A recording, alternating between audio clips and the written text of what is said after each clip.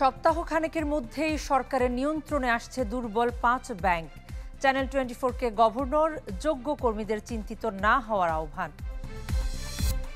স্বচ্ছতা বাড়াতেই শতভাগ অনলাইন রিটার্নের উদ্যোগ। চ্যানেল 24-কে এনবিআর চেয়ারম্যান। দুই ব্যবস্থা চালু রাখার পক্ষে আইনজীবীরা। এবং দুর্নীতি, চাঁদাবাজি আর আইনশৃঙ্খলা দুর্বলতায় ম্লান সরকারের 1 বছরের সাফল্য। বিনিয়োগ বাণিজ্য বাড়াতে উদ্যোগ নেওয়ার পরামর্শ। সপ্তাহখানেকের মধ্যেই একীভূত হয়ে সরকারের নিয়ন্ত্রণে আসছে first security, global union, social ইসলামী এবং এক্সিম ব্যাংক। এরই মধ্যে প্রয়োজনীয় অর্থ চেয়ে সরকারের কাছে আবেদন জানিয়েছে নিয়ন্ত্রক সংস্থা। চ্যানেল 24-কে কেন্দ্রীয় ব্যাংকের গভর্নর জানান 3 থেকে 4 বছর চালানো হবে নতুন ব্যবস্থাপনায়। এ সময় যোগ্য কর্মীদের চাকরি নিয়ে চিন্তিত না হওয়ার কথাও জানান তিনি। ইকবাল আহসানের রিপোর্টে থাকছে বিস্তারিত।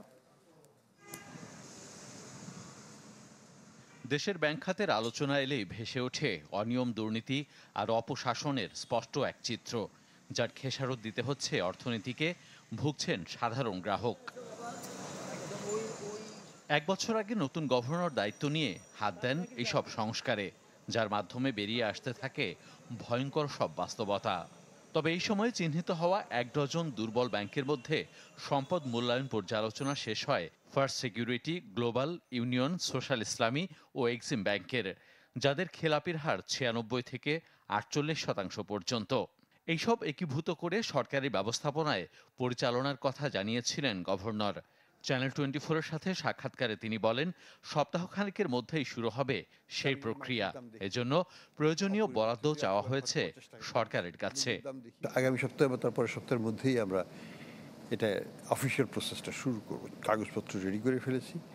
সরকারকে তো আমাদের দলিল দস্তাবেজ দিতে হবে যে কেন, ওয়াই, কত টাকা লাগবে, কি ধরনের ইন্টারভেনশন হবে, নেচারটা কি হবে, টাইমিংটা কী, কীভাবে আমরা ম্যানেজ করব জিনিসটা, সবগুলো আমাদেরকে প্রস্তুত করতে হয়েছে। আমরা কিন্তু এখন রেডি। প্রচুর অ্যাসেট আছে তাদের, সেগুলোকে আমরা রিকভারি করব। আমরা স্ট্র্যাটেজিক ইনভেস্টর আনার চেষ্টা করব এবং সরকার সেখানে থাকবে।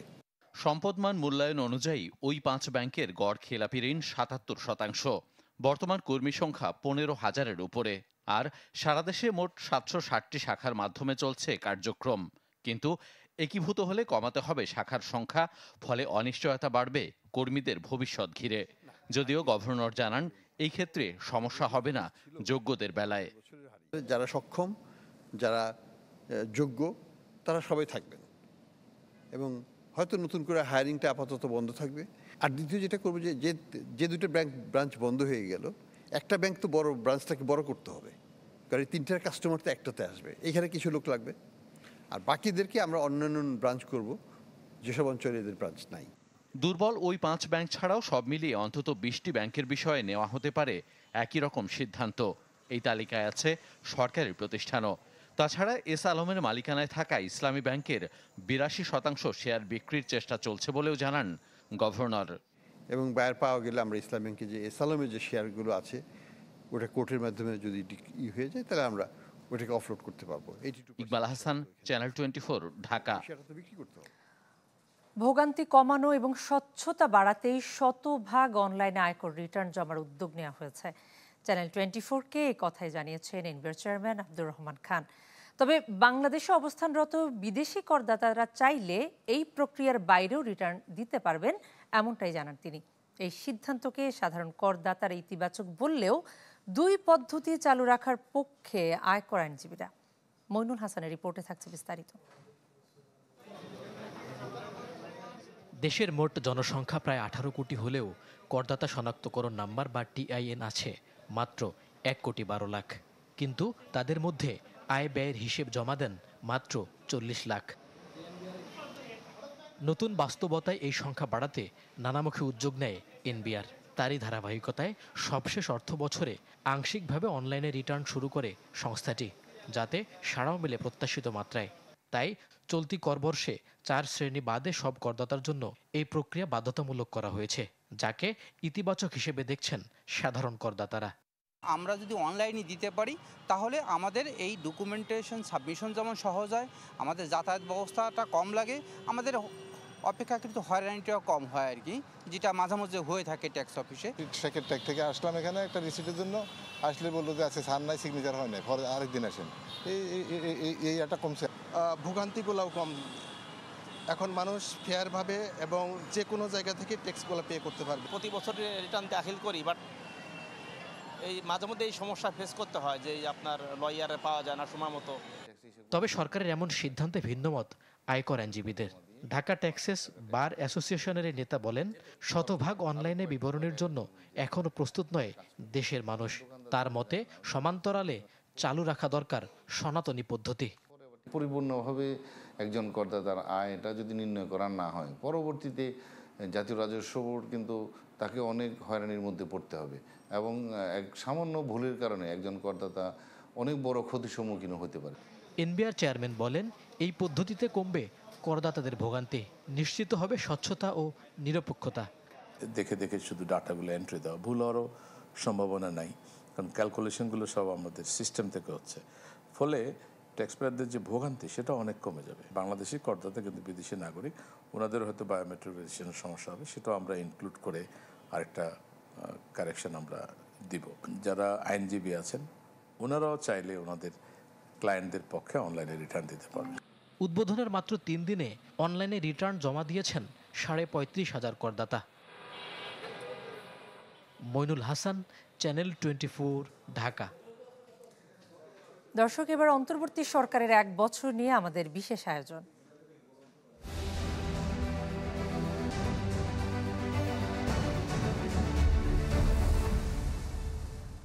সাফল্য আর ব্যর্থতার মিশেলে পার হলো অন্তর্বর্তী সরকারের 1 বছর।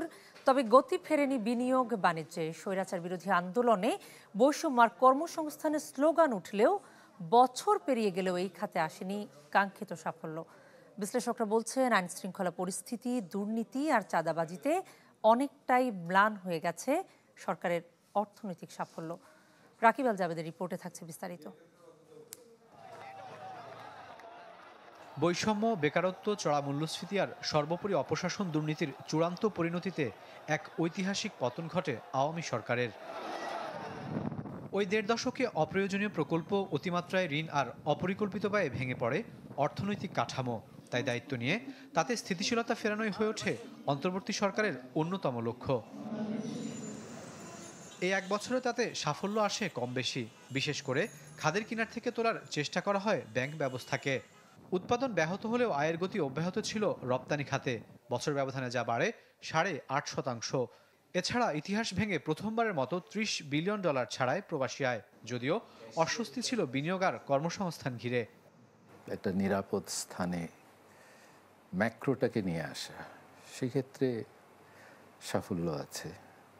এটা মূল্যস্ফীতি দিয়ে বিচার করেন বা রিজার্ভের বৃদ্ধি দিয়ে বিচার করেন, মুদ্রাবাজারের স্থিতিশীলতা, সাধারণ মানুষের যে চাহিদাগুলো পূরণ এবং আমাদের ভবিষ্যতের প্রবৃদ্ধির ভিত্তিগুলো তৈরি করা, এই জায়গায় আমরা অন্তর্বর্তীকালীন সরকার তরফ থেকে তেমন সেখানে সফলতার ঝুড়িটা অনেকটা ফাঁকায়। দীর্ঘ 3 বছর ধরে মাথা ব্যথার বড় কারণ হিসেবে সামনে থাকা মূল্যস্ফীতি নিয়ন্ত্রণেও সাফল্য আসে শেষ দিকে গিয়ে, যদিও তার লক্ষ্যমাত্রা থেকে এখনও বেশি। অন্যদিকে রাজস্ব আদায় নিয়ে উচ্চাকাঙ্ক্ষা থাকলেও বছর জুড়ে ব্যবসার মন্দার শেষ দিকে আন্দোলনের কারণে অচলাবস্থায় এগুতে দেয়নি খুব বেশি। এমনকি প্রতি বছর জুনে বড় প্রবৃদ্ধি থাকলেও এবার তা কমে যায় প্রায় 20%। এছাড়া চাঁদাবাজি আর আইনশৃঙ্খলা পরিস্থিতির অবনতি এখনও ভোগাচ্ছে উদ্যোক্তাদের। নিরাপত্তা, চাঁদাবাজি, দুর্নীতি, এই ক্ষেত্রে দৃশ্যমান কোনো পরিবর্তন ঘটেছে বলে মনে হয় না। এইসব ক্ষেত্রে খেলোয়াড় বদল হয়েছে, খেলা বদলায়নি। সবগুলোর নিরিখে আমি বলবো যে প্রত্যাশার তুলনায় এটা কিছুটা হলেও এটা আমাদের একটা হতাশা রয়ে গেল, কিন্তু চ্যালেঞ্জের নিরিখে অনেক কিছু করার একটা প্রচেষ্টা তাদের মধ্যে ছিল। নতুন বাস্তবতায় ভিন্নধর্মী কিছু পরিকল্পনা বাস্তবায়নে প্রথম বাজেট দেয় অন্তর্বর্তী সরকার, কিন্তু জন আকাঙ্ক্ষা আর প্রত্যাশা থাকলেও ছিল না তেমন কোনো নতুনত্ব।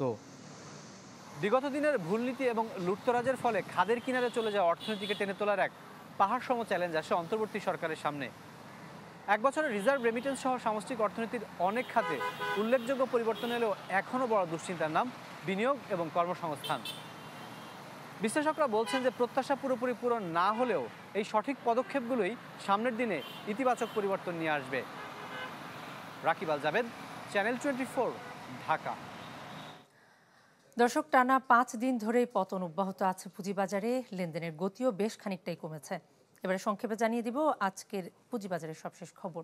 আমরা শুরুতে যদি দেখি, দেশের প্রধান যে পুঁজিবাজার ঢাকা স্টক এক্সচেঞ্জ, তার সার্বিক সূচক 6 পয়েন্ট কমে অবস্থান করছে 5,344 পয়েন্টে। আমরা যদি দেখি হাত বদল হওয়া শেয়ার এবং মিউচুয়াল ফান্ডের মধ্যে লেনদেনের পরিমাণ, সেক্ষেত্রেও দর্শক আমরা দেখতে পাচ্ছি যে কমার প্রবণতা অনেক বেশি, অর্থাৎ 201টি শেয়ারের দাম কমেছে, যার প্রেক্ষিতে বেড়েছে 121টির, অপরিবর্তিত রয়েছে 83টি এবং লেনদেন হয়েছে 610 কোটি টাকার। অপর যে পুঁজিবাজার আমরা সেই পরিস্থিতি দেখতে চাই, চট্টগ্রাম স্টক এক্সচেঞ্জ, তার যে সার্বিক সূচক সিএসপিআই সেটি 10 পয়েন্ট কমে 15,025 পয়েন্টে অবস্থান করছে। এবং হাত বদল হওয়া শেয়ার এবং মিউচুয়াল ফান্ডের মধ্যে আমরা যদি দেখতে চাই তাহলে দেখব সেখানেও একই অবস্থা। অনেক শেয়ারের দরই কমেছে, 103টির দর কমেছে, যার প্রেক্ষিতে 73টির দর বেড়েছে, অপরিবর্তিত রয়েছে 77টি, লেনদেন হয়েছে 12 কোটি টাকার। দর্শক, জানাচ্ছিলাম আজকে দিন শেষে পুঁজিবাজারের সবশেষ লেনদেনের খবরাখবর। মৃত্যুর মিছিল থামাতে ফিলিস্তিনের পক্ষে মৌখিক স্বীকৃতি দিলেও ইসরায়েলের সাথে বাণিজ্য চালিয়ে যাচ্ছে যুক্তরাজ্য, স্পেন, ইতালি, জাপানের মতো 28টি দেশ। আর তাই এমন দ্বিচারিতা এড়াতে কঠোর পদক্ষেপ এবং অর্থনৈতিক নিষেধাজ্ঞার কথা বলছেন বিশ্লেষকরা। প্রায় 2 বছর ধরে চলছে গাজায় ইসরায়েলি বর্বরতা। সময় গড়ালেও থামছে না মৃত্যুর মিছিল। এখন পর্যন্ত প্রাণ গেছে 60,000-এর বেশি মানুষের। এমন পরিস্থিতিতে ইসরায়েলকে যুদ্ধ বন্ধের আহ্বান জানিয়ে যৌথ বিবৃতি দিয়েছে বিশ্বের 28টি দেশ। কিন্তু তাদেরই আবার বিলিয়ন ডলারের দ্বিপাক্ষিক বাণিজ্য তেল আবিবের সাথে। একদিকে যুদ্ধের নিন্দা, অন্যদিকে চলছে সেই দেশের সাথে অস্ত্রের বাণিজ্য। দেয়া হয়নি কোনো প্রকার অর্থনৈতিক নিষেধাজ্ঞাও। এমনই 28টি দেশের মাঝে রয়েছে Belgium, France, Ireland, Japan, Spain, Netherlands, Poland ও যুক্তরাজ্য, যারা বছরে 1 বিলিয়নের বেশি বাণিজ্য করে যাচ্ছে ইসরায়েলের সাথে। মূলত এসব দেশের সাথে লেনদেন হয় গাড়ি, চিপস, ঔষধ ও প্রসাধনী সহ নানা পণ্য। তথ্য বলছে গেল বছরেও ইসরায়েল থেকে 3.5 বিলিয়ন ডলারের চিপস আমদানি করেছে আয়ারল্যান্ড। অন্যদিকে ইতালি থেকে রপ্তানি হয়েছে 116 মিলিয়ন গাড়ি, অর্থের হিসেবে যা প্রায় 3.5 বিলিয়ন ডলার। এছাড়াও ফ্রান্স, স্পেন ও নেদারল্যান্ডস, এই 3টি দেশ থেকে তেল আবিবের রপ্তানি হয়েছে প্রায় 6 বিলিয়ন ডলারের পণ্য। 2024 সালে আয়ারল্যান্ড ও স্পেন ফিলিস্তিনকে স্বাধীন রাষ্ট্র হিসেবে স্বীকৃতি দিলেও বন্ধ করেনি বাণিজ্য। গেল 22 জুলাই 28টি দেশ মিলে ইসরায়েলের বিরুদ্ধে যৌথ বিবৃতি দিলেও ফিলিস্তিনকে স্বাধীন রাষ্ট্র হিসেবে স্বীকৃতি দিয়েছে মাত্র 9টি দেশ। বিশেষজ্ঞরা মনে করছেন শুধু মৌখিক স্বীকৃতি নয়, বরং গাজায় যুদ্ধ বন্ধে প্রয়োজন কঠোর পদক্ষেপ ও সার্বিকভাবে ইসরায়েলে অর্থনৈতিক নিষেধাজ্ঞা। নাদিয়া ইসলাম তুলি, চ্যানেল 24। হজ অ্যাসোসিয়েশনের সাথে সমঝোতার স্মারক সই করেছে ওয়ান ব্যাংক পিএলসি। এর মাধ্যমে সহজ হবে নিবন্ধন ফি এবং হজ সংশ্লিষ্ট লেনদেন। দেয়া হবে অতিরিক্ত $1200 পর্যন্ত এন্ডোর্সমেন্ট সুবিধা, ফ্রি হজ কার্ড ইস্যু এবং ফ্রি ব্যাকআপ কার্ড সার্ভিস। অনুষ্ঠানে উপস্থিত ছিলেন ব্যাংকের ব্যবস্থাপনা পরিচালক সাব্বির আহমেদ এবং হাবের সভাপতি সৈয়দ গোলাম সারওয়ার সহ আরও অনেকে।